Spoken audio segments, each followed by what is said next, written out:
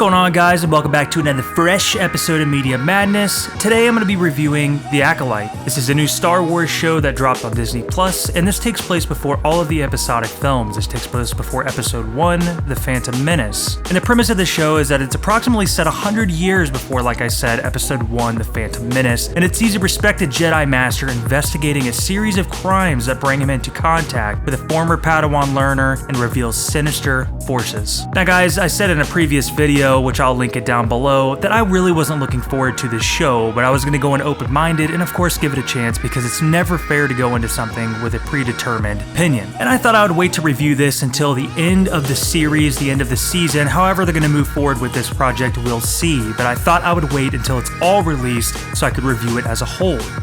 They dropped the first 2 episodes onto Disney Plus instead of just one. So I watched those 2 episodes, and once again, it has that Disney Plus show feel. It never feels super high budget, but it definitely doesn't feel low budget either. It just feels like it's all on a soundstage and surrounded by screens, which it is. Nonetheless, the story was interesting enough, and it kept me anxious for the next episode to see where it could possibly go. This show is very different within the first couple minutes of the first episode, as there's a lot of martial arts-like fighting to its choreography. The one thing I did appreciate this show is it did try different things, whether that was a positive thing or a negative. Now unfortunately guys, the next episode, episode 3, is where it started to really take a dive in a bad way. The episode definitely had a political agenda and it was a big turn off for me, and I even thought to myself, should I even continue watching this? But in order to bring this delish video to you, I went on with it anyways. Fortunately the show got better after that episode. That episode was absolutely horrific. Now guys, towards the later episodes is when it's pretty decent, because there's a lot of great choreography in this. The lightsaber duels are fantastic. The overall look of that set in general in the woods, where it's misty and all kinds of things, was really nice, and it kept me visually interested, along with, like I said, this choreography, the duels, and what I really appreciated most about it is that the editing was there. There was no cutaways like in the prequels where it'd be Anakin and Obi-Wan dueling and it would cut to another scene in the middle of it, and we just got to be in the action with our blood pumping and the adrenaline going. But with that being said, with the interesting choreography and some of the best lightsaber duels probably in a long time, better than the new trilogy that Disney did, it's still a really flat show and at times just absolutely horrible. Now I could drone on and on about how bad this show is or yada yada yada. You can go to another YouTuber and get that. I know there's people going on 20-minute rants about what they don't like.